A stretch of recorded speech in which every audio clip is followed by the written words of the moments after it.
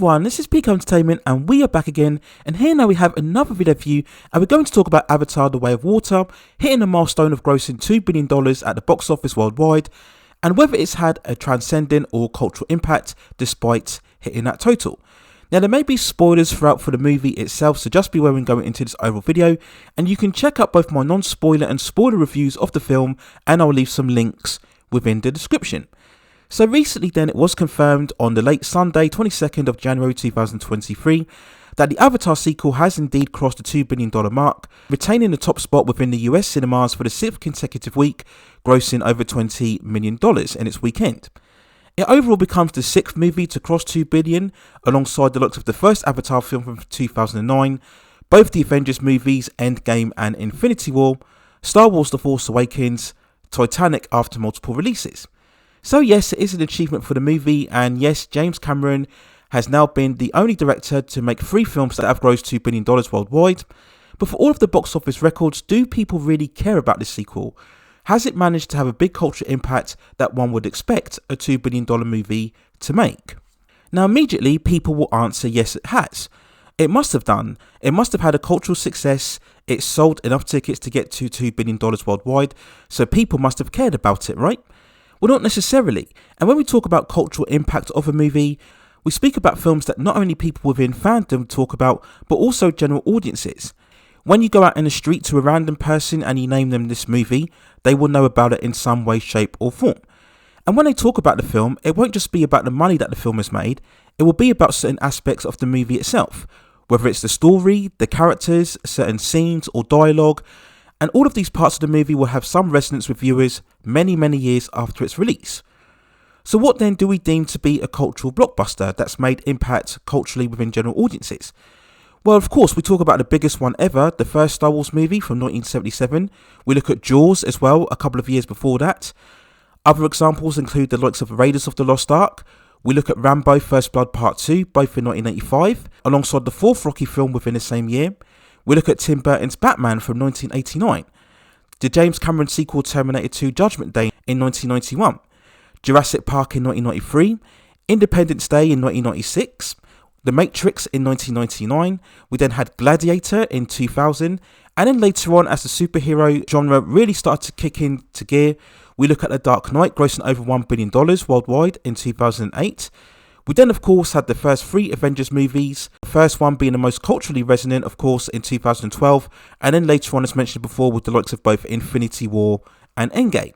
And all of these movies were amongst the highest grossing films of their respective years, and nearly all of them are still reflected or referenced to even in today's climate. But there isn't the same reference, even though it's still on release, that we see for Avatar The Way of Water. And when I say that, again, we're talking about outside of the social media entertainment bubble, where for many, it's their job to hype up the $2 billion that has been grossed by the movie. Even Top Gun Maverick, 2022's second highest grossing movie with $1.4 billion worldwide, that film seemed to generate a lot more discourse and favour upon its release within general audiences. Now many will say, in terms of that movie, it was because of the nostalgic affection towards the first Top Gun movie from 1986. And now this is true. But Top Gun from 1986 was again another cultural blockbuster, making a longer lasting impression and resonance within general audiences. In many ways, that's the reason why Top Gun Maverick got made in the first place. Now, can we say that about Avatar The Way of the Water? Has it had the same connection and resonance with audiences? Are many people talking about the aspects of the movie in terms of the story and the characterization? What memorable quotes were there? What outstanding action sequences were there? Did it really have any truly impactful scenes that left us with an impression many hours after leaving the cinema? Will audiences have the same connection with the film next year or the year after or the year after that? I highly doubt it, having seen it myself, and in many ways, the first Avatar film also had the same issue. Now that film itself had a very minor cultural impact because of the state-of-the-art 3D effects, but we're not even hearing that same commentary about Avatar The Way of Water this time round. Now let's be honest, the sequel is always going to make lots of money when you have to consider the extra tickets from the 3D and IMAX screens, and also the fact that there's been literally zero competition for the movie ever since its release. Yes, Megan has been a box office surprise, but not enough to supplant Avatar at the top of the cinemas so far. So yes, whilst it's been a great achievement to hit $2 billion, it does very much seem that Avatar The Way of Water, like its first film, is yet another non-cultural massive box office blockbuster.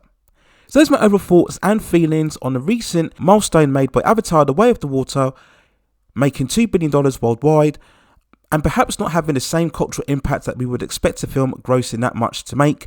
Let me know what you think in the comments below. If you disagree with me and if you do feel that the sequel has had some sort of cultural resonance, then let me know in the comments why you think this is, and do you think its impact will have very much of a lastability going many years after its overall release.